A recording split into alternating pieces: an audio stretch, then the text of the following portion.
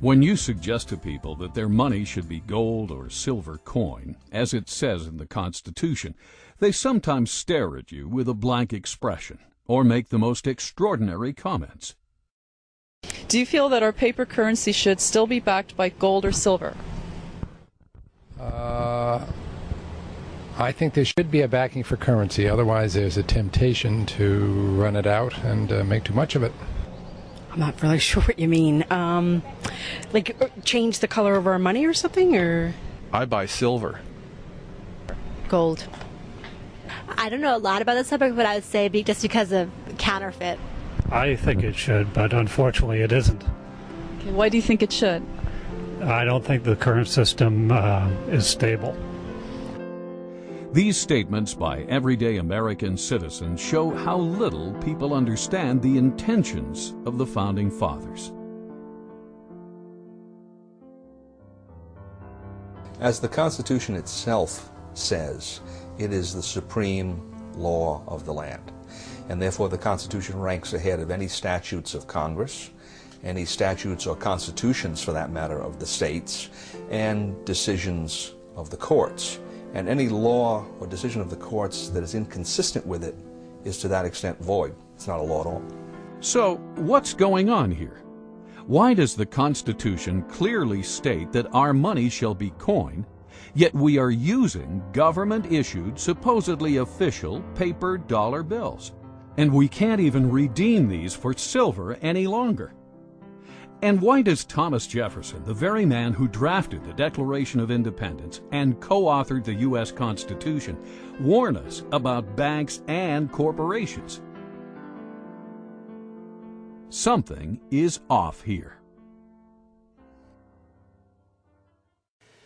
The Federal Reserve System, to most people, seems like it is an agency of the federal government. That's what I thought it was when I first started to research this topic. But it turns out that it's nothing of the kind. The Federal Reserve is a hybrid organization. It's a partnership between the federal government and the private banks. When you look at it deeper than that, its essence is neither as a government agency or a private company. In reality, it is a cartel. In other words, it's no different in essence than a banana cartel or a sugar cartel or an oil cartel. It's a grouping of the large private corporations in the field, banking, who have come together to create agreement between themselves to limit competition, to preserve their profits, and to make sure that no newcomers come in and take away their position. That's what cartels are always designed to do. And it's a shocking thing to realize that something as prestigious as the Federal Reserve System, at its core, is nothing more or less than a banking cartel with exactly those same objectives. The motivation for Congress to go into partnership with the elite bankers who formed the Federal Reserve is clear. Endless amounts of money could effectively be printed up and lent to Congress. Thus, individual congressmen would no longer be forced to depend on raising taxes to generate additional revenue, an unpopular action that can cost them re-election. Ironically, if there were no Federal Reserve, there may have been no need for an income tax. The country did fine without it for 137 years. The income tax amendment was introduced the same year the Federal Reserve System was formed, 1913. Coincidence? Prior to the formation of the Federal Reserve System, the country never did better. In fact, that was the problem, at least for the major banks. Capital formation, also known as savings, was happening all over America. Other than panics, many of which were caused by unethical lending practices, America was doing great. So much so, the big New York banks were losing business. But why isn't the mainstream media telling us this story? What would motivate them to refrain from a critical interpretation of banking history and the Federal Reserve System, especially today, when they broadcast critical, even intimate reports on every other aspect of life? I consider the Federal Reserve Act and the creation of the Federal Reserve as being unconstitutional. It gave the government then the power to create legal tender out of thin air, that is, to create paper money. And although they didn't do that overnight, between 1913 and 1971, that is exactly what happened. But the notion of a central bank does not fit into the Constitution. The Congress has the authority to coin money, and only gold and silver should be legal tender. And this is an absolute contradiction of the Constitution to have a Federal Reserve System and a central bank. Not a lot of American people understand it, and I would add that probably not too many people here in the Congress understand it either. I think they see it as a convenience, and I think a lot of other people see it as a convenience because they think they're protected by the type of system that we have. But a fiat monetary system or a paper money system is merely a system where the government has this power and authority to dictate and insist that a piece of paper is legal tender. And even members of the banking committee have come up to me and they said, "You mean our dollar isn't backed by gold anymore?" Not realizing that the Federal Reserve really accommodates big government bureaucrats and politicians. There's another major problem with the system in that the system is a cartel structure, which means that they've taken all the banks in the country and put them into one economic unit that's essentially regulated from the top by the Board of Governors of the Federal Reserve System. Comes 1932-33, you had the crash. The Roosevelt administration came in, and one of the first important pieces of legislation that was passed was the National Industrial Recovery Act of 1933.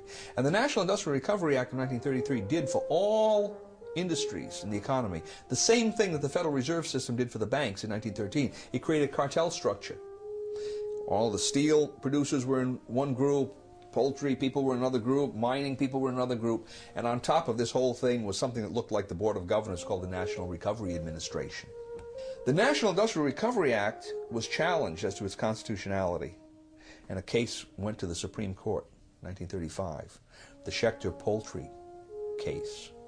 And the Supreme Court unanimously declared it unconstitutional. They said this kind of delegation of power by Congress to private parties is, and this is an exact quote, unknown to our law, unquote.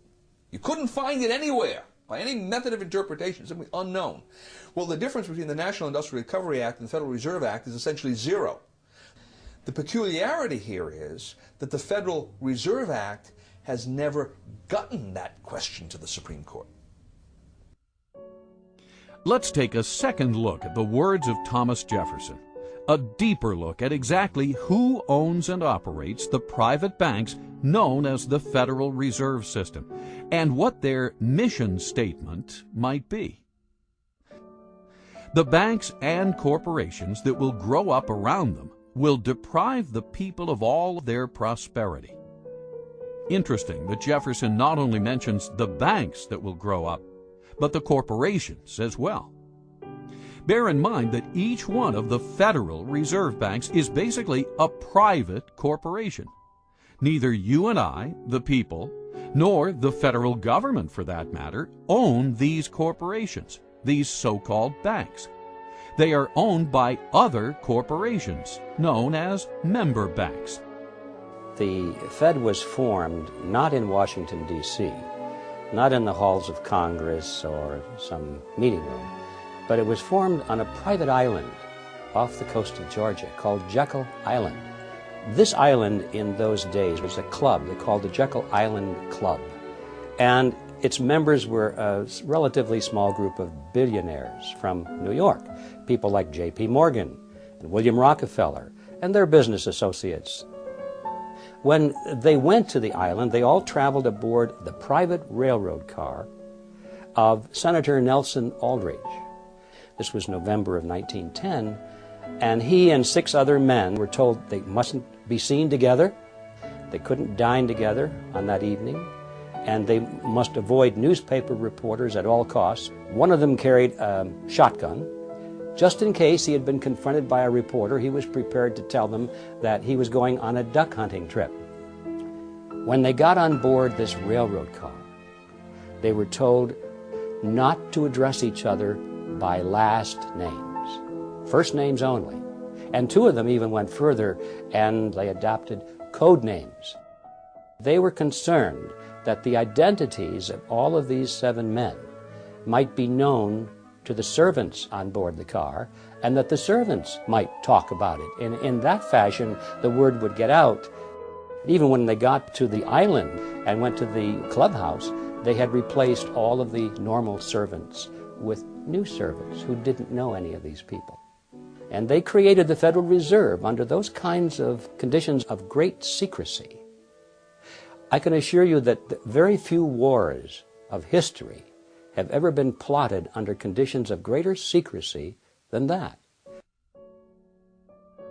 According to accidental releases of Fed stockholder information, as of 11:05 a.m., Tuesday, July 26, 1983, 5 member banks own 53% of the stock in the Federal Reserve Bank of New York, the most major of the 12 Federal Reserve banks around the country. This is a controlling interest in the controlling bank. The major stockholders of this major bank, however, are confidential. No one, not even the government or the President of the United States, knows who they are, nor can they find out. We all began to lose track of this ownership on Tuesday, the 26th of July, 1983. Only a small group of elite insiders knows who these owners or controlling agents are in present time. Does this sound like a Thomas Jefferson operation? Does this so-called Federal Reserve System sound like something Ben Franklin, the man who invented the pot-bellied stove and co-authored the Constitution, would set up? Or does this system sound more like something George Orwell would write about in his nightmare book, 1984? Again, G. Edward Griffin. In those days, there was a great deal of concern among the American people about the concentration of financial power in the hands of a few very wealthy and powerful financial interests in Wall Street. They called this the money trust. And the cry in those days was to break the grip of the money trust. And one of the primary purposes of the Federal Reserve Act, as it was promoted to the American people, was just that, to break the grip of the money trust. They were going to write a law that was going to take the power away from these people and put it in the hands of their trustworthy politicians, you see. Put it in the hands of the people through the electoral process. That was the propaganda behind the Federal Reserve System. So what's the purpose of the secrecy? It's because when you look at the list of these people who went, they were the money trust. They were the representatives of the banks, of J.P. Morgan, the Rockefellers. They represented Kuhn Loeb and Company, Warburgs in Germany and the Netherlands, and the Rothschilds in England. This was the money trust, not only of the United States, but of the world. Had that fact been known, who these people were that were drafting the Federal Reserve System, the trick would have been exposed, and the public never would have adopted the Federal Reserve Act as, in fact, they did. When you think about the significance of the Federal Reserve Act being passed under those conditions, the American people didn't know, but it was banking interests that were behind it. Powerful banking interests, because they wanted their assets protected. They wanted the Federal Reserve to be the lender of last resort. So if they had been loaning out and risking the money, and these loans go bad, instead of having the market take care of this, they wanted bailed out. And this is why it was a tremendous popular thing to do for the banks and, of course, the big business people who were borrowing the money. So it was very, very special interest directed, and it was designed for the elite. And even today, a lot of people don't quite understand that. So it's an educational job as well outside of Washington, but hopefully someday people here in Washington, especially the members of the Banking Committee, will gain some interest in this subject, because ultimately we will have to address it. Where does Congress get most of its funding? I would like to say from us, but I'm sure they have foreign investors that they also get their money from. Okay. Taxes. People? Government?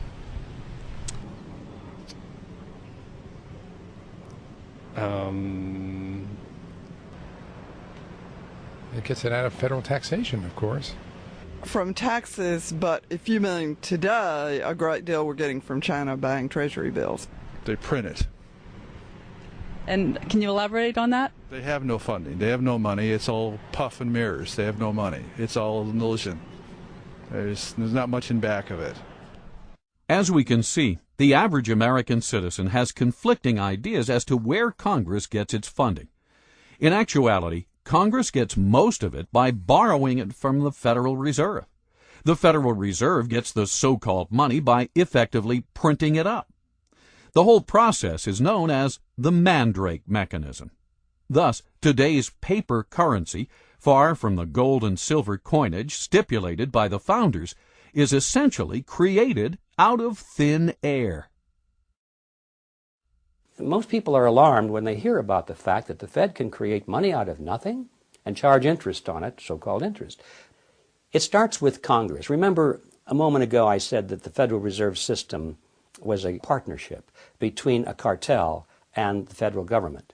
Mr. Chairman, we've got to go vote, and we want to thank you for being here with us for today. And, well, if there's a partnership, there's a reason for the partners, both of them, to be in it, or they wouldn't be. So why is the banking fraternity in this partnership, and why are the politicians in it? Congress needs more money. They always need more money. They like to spend money. That gets them elected. They don't like to raise taxes because that gets them unelected. The answer, of course, is that they borrow it. If you're not going to tax it from somebody, you can borrow it from somebody else. And that's why we have government bonds and treasury notes and bills and so forth. And we have what's called the national debt, because they've borrowed money to pay for current expenses that they don't want to pay for through taxes, because that would be unpopular. So 30 days after they borrowed $1 billion, or 60 days, whatever the term of the loan is, they have to pay that money back. Well, lo and behold, it turns out that the congressmen and the senators are still not taking in as much money in taxes as they are spending in benefits, so they don't have the money to repay the loan. So what do? Easy. Borrow some more. Borrow enough to pay back the original loan, plus a little bit more to keep them in office. So this process goes on and on and on, and that's why we have the national debt growing and growing and growing. The Federal Reserve enters the picture at this stage because, you see, they can never borrow enough from the private sector. There's never enough existing money out there for the politicians to borrow. So what do? They go to the Federal Reserve System, and by agreement, remember this is their partner now, the Federal Reserve System agrees literally to create the money that they're going to lend to the government. It's not really a lending at all, as you can see, but they use the old traditional words of lending it to the government, when in fact all they're doing is just printing it for the government. They're creating it for the government, and then they call it a loan. Of course, they don't print it all because most of it's checkbook money, but nevertheless, the process is the same as if they had just turned on the printing presses and printed all this money and gave it to the federal government. So now, once the Federal Reserve System creates this money out of nothing, literally, it's fresh money into the society, into the economy, and that's how the money supply keeps growing and growing and growing. What about the banking partner? What's in it for them? I come in and I give the bank, say, 100 ounces of gold, and the bank offers me some interest payment on that. They're going to pay me 3% interest. And they're going to take that 100 ounces of gold and they're going to lend it out at 5%. That's how they make their money, the 2% spread. Okay? Now that's fine so far, because I know that gold is in there, it's being loaned out, and someday I'm getting 2% interest, and someday I can ask for that principal back. It might be 6 months, it might be a year, whatever it is. Where the trick comes into this is the bank says, not only are we going to lend that money out, but we're going to allow you, Mr. Depositor, to draw on that money right now. All right? Which means that they can't possibly be saying that I can draw 100% of that deposit when they've also loaned out 100% of that deposit. Now, maybe they don't loan out 100%, maybe they don't loan out 90% or 80%, whatever it is. And that's the fractional reserve concept. They don't have enough reserves to pay out all of these obligations that they've made, especially with respect to paper currency, because usually that's the way it worked. Now, why do they do this? Well, they do this because they make money. Right? If I can loan out essentially more than I have in my reserves, by that difference I'm increasing interest payments. So the bankers are beneficiaries of this, and obviously the first lender, the person that receives that money, is a beneficiary because he's getting money they wouldn't have gotten otherwise, even though he has to pay interest on it. But then what happens down the line? This is the fascinating part about it. The market has set prices and wages on the basis of what it believes is the total amount of money that's in circulation. Along come the banks and they start generating new money that the market doesn't know about. He finds out about it because the money goes into circulation. So I'm the first user of this money. I've just received the loan from the bank. I'm going to go out and buy cement with it. And when I buy cement with it, cement is at the original market price. Now, as that money starts percolating into society, the market realizes there's more money than there was before. More money chasing the same amount of goods means the prices of goods go up, right? So eventually, somewhere down the line, that same cement that I just bought for $5 a pound is going to cost someone else $6 a pound. Now, if he buys that cement at $6 a pound before his income has increased commensurately, what's happening to his real wealth? He's losing real wealth, right? His costs have gone up, his income stays the same, his real wealth is decreased. Whose real wealth has increased in this transaction? Mine and the bank's, because we got the full value of the money right at the beginning. So this system transfers wealth. Somehow, you can't exactly follow it, but the principle is there. It transfers wealth from society to the creators of money. For every $1 billion that's put into the banks, I, as a commercial banker, can create an additional $9 billion and push them out into the economy as loans. Now that $9 billion based on the $1 billion, which itself was created out of nothing, all of it is just fiat money. It's created out of nothing, but the commercial banks get the bigger end of the deal, as you can see. They can create 9 for the private sector called loans, and these are genuine loans. And that is where our money comes from. That is how money is created. Every bit of it is created in this fashion. Every bit of it is based upon debt, and that debt creates money that literally has nothing behind it at all. Now this is how money is created in the Western world. And it's an amazing story. Only a very few people at the top know how money really comes into existence. Best estimates say that a network of about 7,000 people, mostly located in large urban areas worldwide, facilitate the acquisition and control of the voting stock of these banks by proxy. The marching orders as to where literally hundreds of trillions of dollars of monetary power will be directed are believed to be given by the 7,000 on instructions from an insider control group we estimate to number about 300. Of the 300, many are related to one another by blood, marriage, and business ties, and, it would seem, have family ties to the original robber barons of the Industrial Revolution at the turn of the 19th century. More importantly, however, most of the 7,000 involved in this group may be largely unaware of their negative effects on society. They may sincerely, but naively, believe they are simply doing good. Nevertheless, now talking about the 300 who form the inner controlling body, we estimate that about 50 of this group are anything but naive. Thus, having successfully established the ultimate money-making machine, the Federal Reserve System, this nefarious cartel of tyrants is in a position to literally acquire control over the assets of the world, deprive the people of all their prosperity, as Thomas Jefferson would say. This is the calculus of the situation, and this is exactly what they are doing, with a little help from their virtuous but ignorant servants in Congress, as John Adams might say. Yes, the Founding Fathers must surely be rolling over in their graves. The original intent of the Constitution is spelled out quite clearly, not only in the document, but in the immediate history that surrounds its formation. Now, Article 1, Section 10, Clause 1 limits the powers of the states. It says, no state shall coin money. States had coined money. stops them from doing it. No state shall emit bills of credit. Now that's one of those peculiar words. If you were living in that time, you knew what it meant. It meant essentially what we call paper money. No state shall emit bills of credit, which means that a state itself cannot create paper money, and then it can't do it indirectly by setting up some kind of a bank that's controlled by the state. Third provision in that clause is, no state shall make anything but gold and silver coin a tender in payment of debts. And notice the language, no state shall make anything but gold and silver coin, meaning states can and should make gold and silver coin a tender in payment of debts. But the historical background shows absolutely clearly that paper money was not going to be allowed at the national level or the state level. And the very interesting point here is that the same people who wrote the Constitution had been to a large extent in control of the states and of the Congress under the Articles of Confederation during the War of Independence. These people had emitted large amounts of paper money.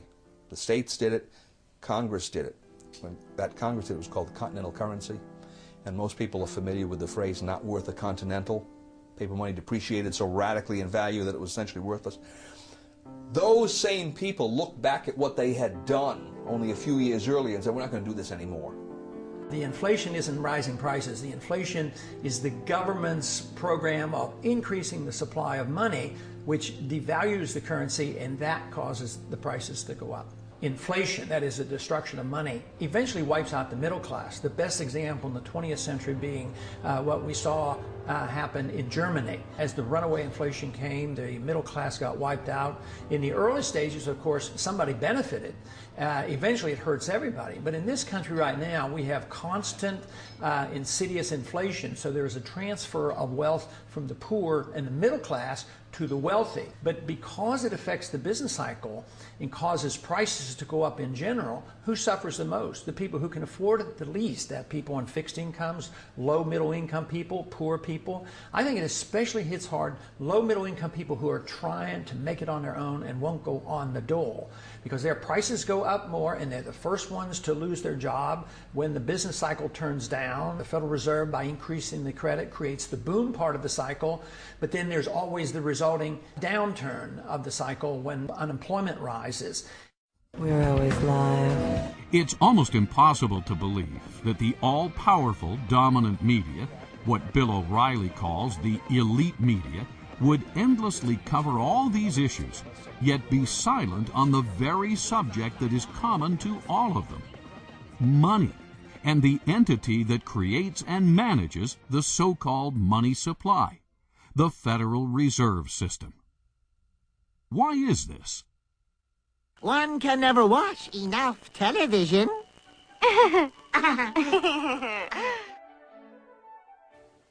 There has been a tremendous concentration of the mass media over the last 50 years, from over 100 companies to 6 companies. Back in the 1934 Communications Act, each media company was only allowed to own a handful of stations, and they weren't allowed to have cross-ownership. They couldn't own all the media in your town. Now they can own more and more because congressmen who've gotten elected as a result of the mass media have given them more and more. That means very few people have the right to speak to us over television, over radio, through the New York Times, the LA Times, the different news media. The whole purpose of the First Amendment is to guarantee that we have more, not less speech. However, when you start to get down and say only a few people can put up their soapbox, only a few people can address the audience, suddenly you've limited the amount of speech. Now that's the government control of speech. On the other hand, when those few people recognize that the government is the one that's licensed them to speak, they start to act in a way that's not going to jeopardize that relationship. Could this be one of the reasons any critical reporting of universally important issues, such as the Federal Reserve, have been cut out of the public debate for so long? As Ted Turner relates in his article, My Beef with Big Media? Why would major media corporations that control the information flow to 95% of the American citizens, fail to report on the detrimental activities of the Federal Reserve System, a government-sanctioned, quasi-private banking cartel that literally controls 100% of the money flow to the same citizens, as well as the lion's share of the money flow to Congress itself. The amount of money it costs today to run for Congress or even to run for president is obscene. And most of that money goes into television commercials and spots and all of the mass media advertising that needs to be done to reach the 295 million Americans, a vast number of people. And when that person wins, if the media has supported him, naturally he wants to pay them back. He may not think of that consciously, but in appropriating licenses and expanding territories and allowing them to own more than one media outlet, that's exactly what happens. As a result, the number of media companies, as we said before, has concentrated in a few hands.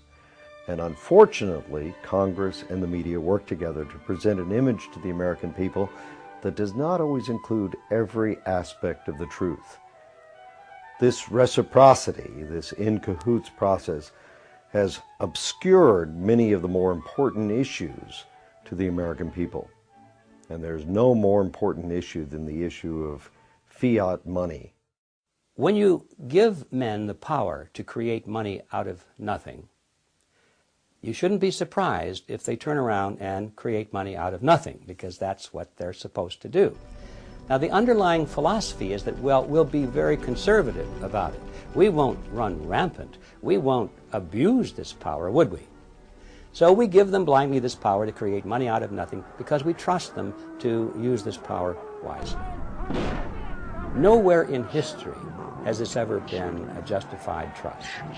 Every time man has had that power, and this started back in antiquity, those with the power have abused it, and they have created more and more and more money at a rate much faster than the expansion of goods and services which are being produced by the productive side of the economy. Now, if the goods and services were growing at a rate which is exactly the same as the money supply, then the purchasing power of the monetary unit would remain constant. In ancient Rome, if you had a 1-ounce gold coin, that would be the cost of a nice toga, a handcrafted belt, and a pair of sandals.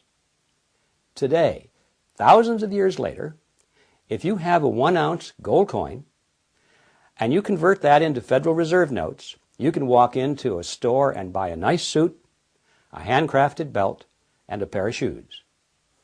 The real price of those items, and all items for that matter, throughout history, does not change when measured in terms of something of intrinsic value, such as gold or silver, because those things take human effort to produce as well as the belt, the toga, and the sandals. Both of them take human effort to produce, and that's why they maintain value with each other. But once you break that away, and you give men the power to expand the money supply without that discipline, they're going to expand the money supply faster than the increase in goods and services, and then you're going to have this difference in purchasing power. We call it inflation. Well, it's always politically popular to impose financial burdens on somebody else.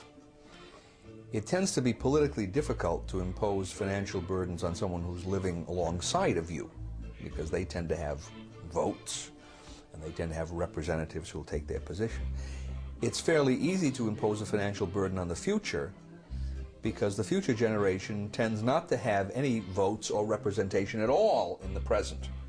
As soon as you start talking about monetization of debt, where the banks come in and now buy governmental debt with new money that the banks have created through this special privilege they have of creating money in the Federal Reserve System, the redistribution of wealth that takes place through that process, most people don't understand. It happens through depreciation of currency, and the depreciation of currency usually leads to increases in prices, which the average person calls inflation. Inflation is really the increase in the money supply. The prices increase as a consequence of that. But the average person doesn't understand how this happens, and he's going to blame gold speculators in Switzerland. He's going to blame greedy unions. He's going to blame price gouging. He's going to blame everybody but Congress and the banking system.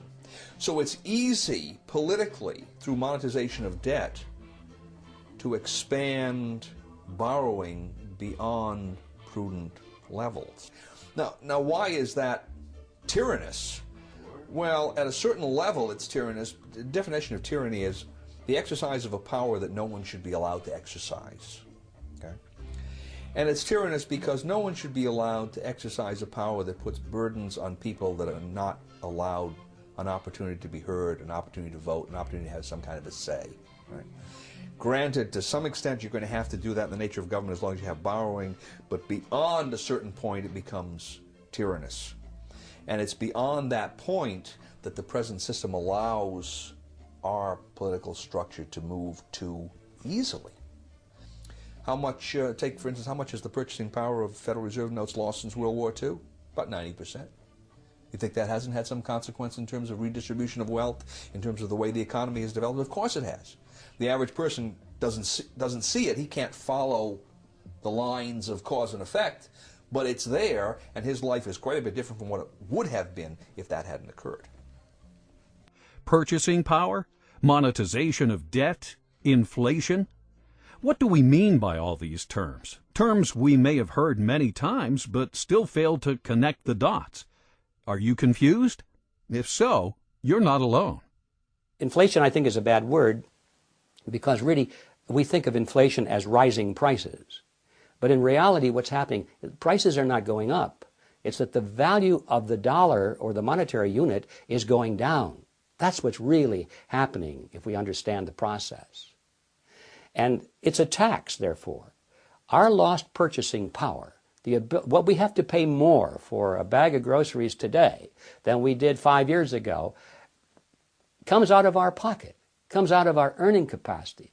That is value which we should have, but it's been taken from us through a process that we call inflation, but in reality it's a hidden tax. Inflation is the result of being able to create money out of nothing, and that is the power we have given to the Federal Reserve System. Therefore, we can say that the Federal Reserve System is the agency of a hidden tax called inflation. Since the early 1900s, almost no one talks about the country's banking system anymore. What happened? There was a shooting, then there was nothing. Yet our money, like water, is one of the most important commodities we have. More than that, the quality of our money affects the productivity of every man, woman, and company in America. As time goes on, people figure out better ways of doing things, better ways of making products, cheaper and faster. For instance, one farmer can now grow food for thousands of people, whereas he used to be able to feed only his family. Thus, everything should be getting cheaper, because the supply of everything has been growing faster than the demand. This is true even though the population has been growing as well. Unfortunately, this is not what we observed. With the exception of a few industries, like the computer industry, and products we import from places like China, it seems that almost everything is getting more expensive, but oftentimes cheaper in quality. How can this be? Over the decades, the productive energy of society seems to be getting siphoned off.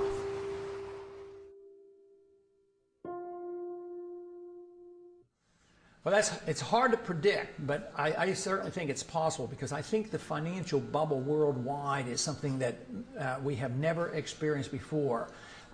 We've had tastes of that, but Alan Greenspan in one way is a genius, in another way he is an unbelievable threat to us.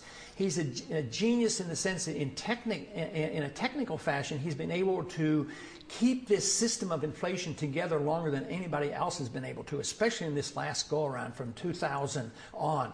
With the collapse of the NASDAQ bubble, we really didn't have much of a recession because he immediately started inflating massively, taking interest rates down to 1%. And now, of course, he's a little bit frightened about the bubble, and he's curtailing credit to some degree. But the dollar has become the gold of the world. The world central banks have accepted the dollar as if it were gold. Greenspan claims that they have gotten the paper money to act as if it is gold, which I strongly disagree with, and all the hard money people disagree with. But I believe he's been capable of creating this huge financial bubble, and the world has not yet seen what may come of this. So I suspect that depending on when it comes and what we do, it could very well end up into a much worse situation than the Great Depression. But if the country decided, well, something has to be done, and we went to a gold standard and limited the creation of credit, curtailed the power of the Fed, I think it would iron out all our difficulties. When Argentina periodically would just quit inflating and maybe tie their currency to even the dollar, price inflation went like from hundreds of percent per year down to 2% or 3%. So it's rather rapid. So you would see an immediate benefit. You would iron out the severe swings in the business cycle. The price problems would be diminished. But the one thing we'd have to give up, which to me would be a benefit, government would have to curtail spending, because they can't tax the people enough to pay for all those bills. So we would have to curtail our spending. So that would be, to me, a tremendous boost to the American people and to the economy. At the same time, we gave sound money. I mean, this would be fantastic. Within months, there would be some people who would suffer from the adjustment period, but it might be the people who have benefited so much over these years. But the average person, the poor person, the jobs would become available. So it would not take a long, long time. What would take a long time is if we refuse to consider it and the problems get worse and we have a severe recession or depression and huge inflation and we do all the wrong things. That is what we should work so hard against. We must get rid of the fiat money system. How do you do that? Well, the first step, of course, the big step, the biggest imaginable step, is for people to realize that they even have one. I mean, how many people walking up and down the streets that go into the polls each year and elect their leaders, how many people know that we have a fiat money system? How are we going to change that unless we have an understanding, an educational foundation at the electoral level? So this is where we have to start. Because so many people in the U.S. are now semi-illiterate, thanks to the government-sponsored public school system, it may be possible to stimulate a discussion on the Federal Reserve only through films and TV shows. In many ways, film has replaced the written word for the masses. What is the Federal Reserve System? It's where they generate the money and they keep the money, I think. Federal Reserve System is a banking structure owned by the banks and run by the government. No, I don't know much about this. Okay, thank you. It's a system of balancing the flow of currency throughout the United States so that as banks need to have liquidity, they have it, and as they need to tighten up money, they tighten it up. Similar to what you had said earlier about having the reserves for when we go in a crisis or something, and you need to have that actual backing, not just the dollar currency, because paper is paper, and if you don't have that gold or silver behind it, then it's just going to be paper. It was established in if I guessed, I'm not sure, 1913 perhaps, to establish stability in the American financial system. I don't know the answer to that. What is the system? It's a banking system that's run by the government. It's almost like a fourth branch, but it's run by the government, and it's guaranteeing that banks will remain stable. And if they're not stable, they'll take it over. A way of backing up the money. I don't know. Yeah. And what is the Federal Reserve System? Well, do you want Andrew Jackson's opinion of the Federal Reserve System or what? Your opinion. I liked his. It's a bunch of organized crooks. Wow. Now that citizen is informed. Too bad everyone is not as aware of how far we have strayed from our founding principles. Well, the major problem you have not only with the Federal Reserve System, but with any statutory structure that's unconstitutional, is it doesn't square with what's called the Supremacy Clause. The Constitution, which has the Constitution and laws passed in pursuance thereof, that is, constitutional laws are the supreme law of the land. So obviously you have a statute that doesn't square with the Constitution, it's void. It is not a law, in fact.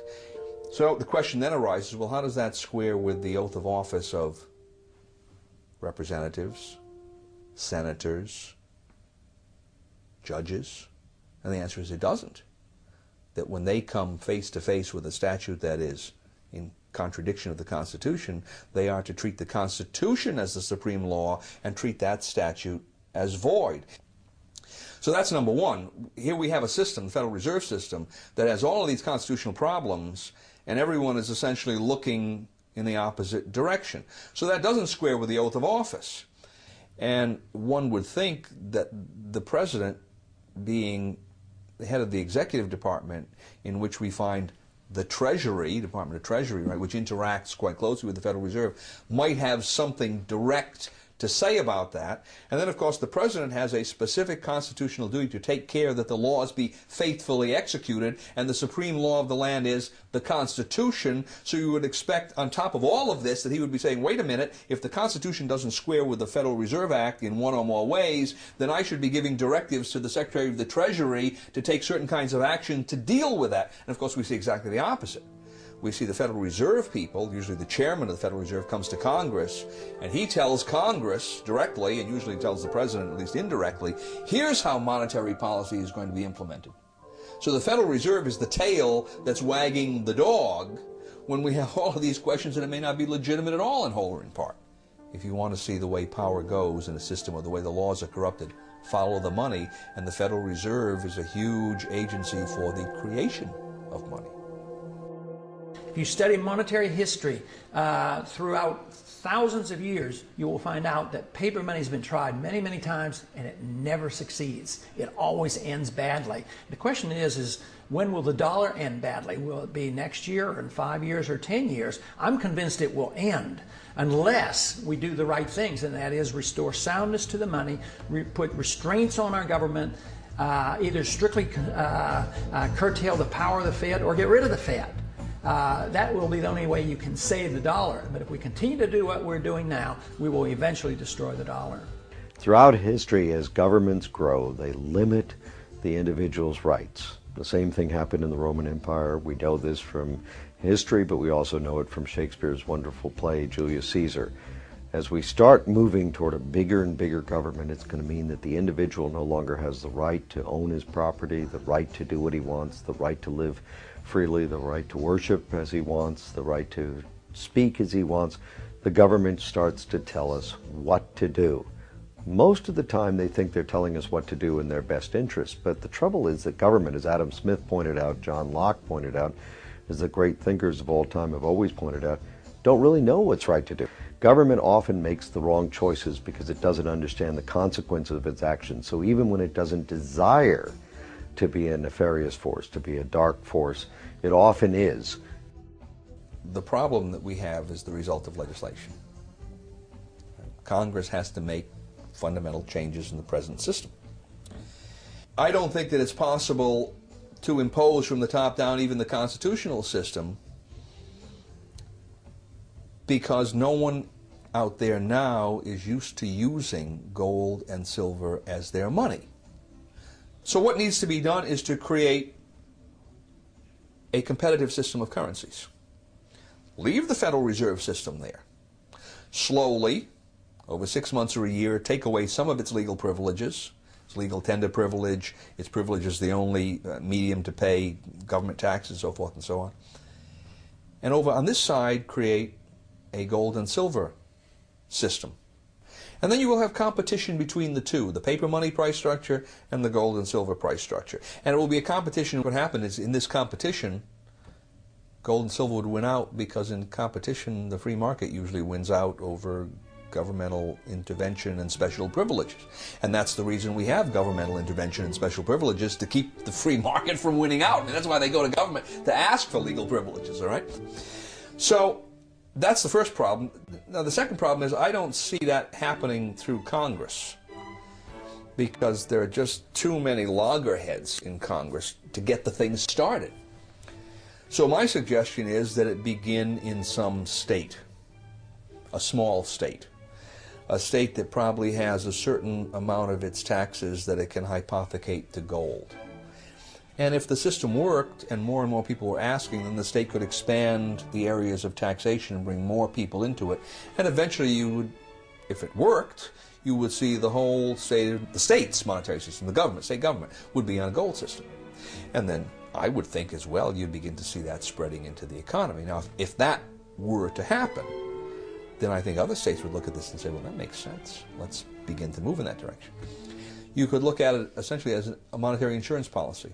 They don't have to go beyond 10%, but 10% gold holding is perfectly prudent. And if something were to happen in the economy, if there were to be a monetary crisis, banking crisis, then the state could rapidly expand the system because people would know how it operates. But the idea is to get the mechanism, as it were, on the table so that people can see how it works, why it works, what its benefits are. They don't have to be afraid of it. And arguments along the lines of there's not enough gold or silver in the world to do this will, that kind of thing will be shown to be fallacious. Concerned citizens should be asking themselves questions like, why do you feel like you're on a treadmill that's constantly running faster? Hey. Why does it now take a 2-income family to make ends meet, thus preempting women from their traditional role of providing stay-at-home childcare? Why do we see a never-ending expansion of government, even though our elected officials endlessly promise to reduce it? Where does the government get the funds to wage perpetual war, yet fails to provide the basic protection citizens needed on September 11th? Why do rich people seem to be getting richer, while you and all your friends seem to be hardly making ends meet? Why does a first-class stamp now cost you nearly 40 cents when it used to cost only 5 cents? Should a 90% loss of purchasing power be tolerated? Where does it end? It's easy to see where we're headed. You don't have to be a rocket scientist. If you follow a graph, and you can see that there are points on this graph and they're going constantly in one direction, and they've been doing this for 50 years, you don't have to be a rocket scientist to see where it's headed. Where this graph is headed is for total destruction of our monetary system. Our money will be totally worthless, and it'll probably be reissued in the form of some international currency, which will be equally worthless. But the value to these people is that once it's on an international basis, there's nowhere else to go. Right now, if you don't like American dollars, you can buy Japanese yen. If you don't like that, you can buy Swiss francs. If you don't like that, you can move to whatever currency seems to be having a little better track record. Once there's an international monetary system in place, modeled completely and exactly after the Federal Reserve System, it's exactly the same, then there's no place else to go, folks. You've had it. So that's where it's headed, and if we don't turn this thing around, I think we're going to be living in kind of a modern serfdom. And we'll be serving masters, and they won't be living in the big castles that we can see at least, and say, well, that's where the master lives up there, and we're tilling his field. Our masters will be the bankers and the politicians, and they'll live in big houses, but they won't be castles. But we'll be serving masters nevertheless, and we'll be thinking they're wonderful people without realizing that they are our masters. If the United States went back to constitutional money, it would be an amazingly wonderful event, because it wouldn't be just going back to constitutional money. In order for that to happen, that means you'd have to assume a groundswell of awakening on the part of the electorate. And they would understand not only what's happening in the monetary system, but what's happening across the board in our political system. I think we would have a great resurgence of prosperity and tranquility. That means that the electorate would have to be questioning a lot of other things in our society as well. And I think we would see an improvement across the board, and I look forward to that day. Americans need to stay on top of one of their most influential institutions, the Federal Reserve System. They need to start asking questions, not only of their representatives, but of no less than the President of the United States, whose sworn duty is to uphold the law of the land, especially the supreme law of the land, the U.S. Constitution.